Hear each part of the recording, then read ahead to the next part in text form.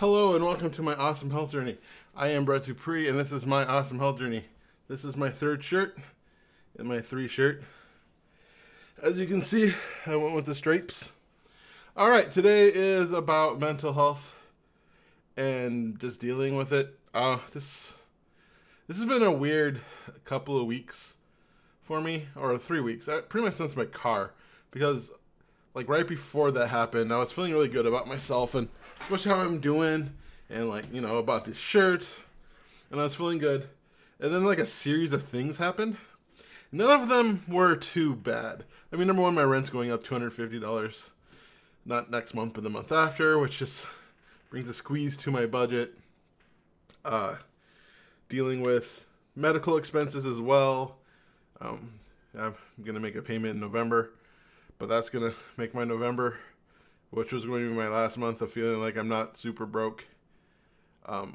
Just be broke again. And then what else? There's a couple other things. Oh yeah, dealing with my car, that cost me money and time and effort and fear. There's some work stuff that happened as well that I'm not going to go into, but it happened. And I noticed like it started to make me feel anxious. It was like it triggered my anxiety. My anxiety is this way where I used to have very bad social anxiety, like very bad. I used to just have a constant narration in my head, analyzing everyone's actions and basically looking for proof how they didn't like me, which was my anxiety. Was like, people don't really like me. People don't like being around me, and that just goes in my head. And I was noticing the last week how I was overanalyzing people's behavior. And a couple days ago, I just noticed, wait, why are you doing this? Like, I was doing really well of just accepting people's reactions for being what they are and just enjoying the moment with any interaction with anyone. But for something was going in my head and falling into those patterns. And I also noticed like certain things were upsetting me. It was harder for me to start some TV shows and animes because they're kind of, epic. Also, I haven't gone back to Baldur's Gate 3 since I died because I was kind of upset with how I died, because I'm fine with fighting a fight that's too hard and it kills me and then try to figure out if I can do it and then leave and come back. I can handle that. But making fun of a god and like, if you're so powerful, why don't you do it? And then he just kills me?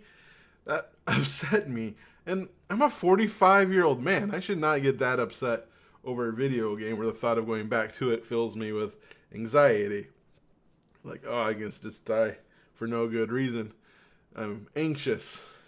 And then I just started like checking into my body. I just noticed like I tend to keep my anxiety here in my body. I just feel it. And I could just feel that anxiety. And when I really just got into it and thought about it, like, why is it there? There was no good reason. Like, I'm doing fine. Like, my finances aren't that bad. In fact, when I really thought about it, like, there's part of me that feels broke, that I felt like I was doing better 3 years ago than I'm doing now, even though I have got raises at my job. But at the same time, I'm doing Orange Theory, which is costing me $200 a month, and I'm doing these weekly D&D sessions where each one of those cost me $32. And they're super fun. I like doing them.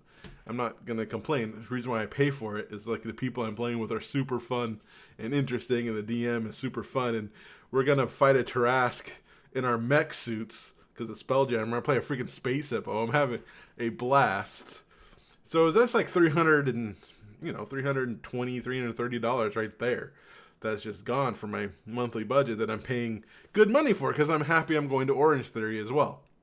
That's worth that $200 by like the health benefits that I go and the social interactions that I have as well. Talking to the coaches, the people who work there, and getting to know the other people who go there more.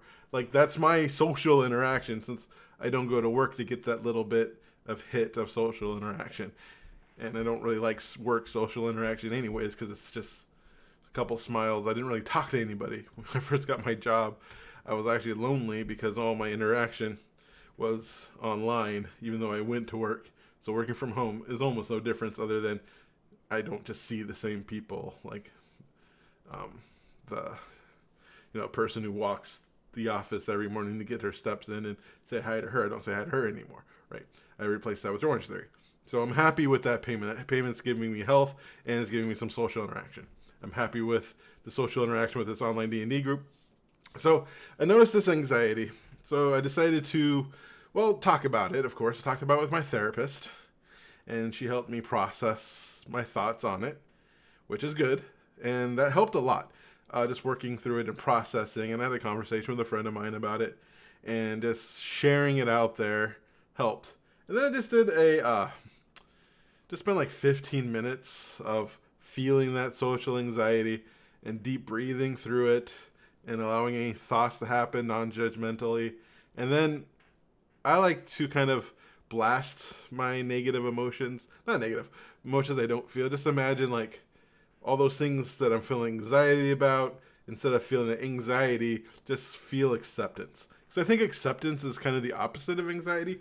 Because anxiety is like this thought of like, at least for me, this could happen, this could happen, this is happening, this could happen, this could happen, this shouldn't happen. And it shouldn't be happening.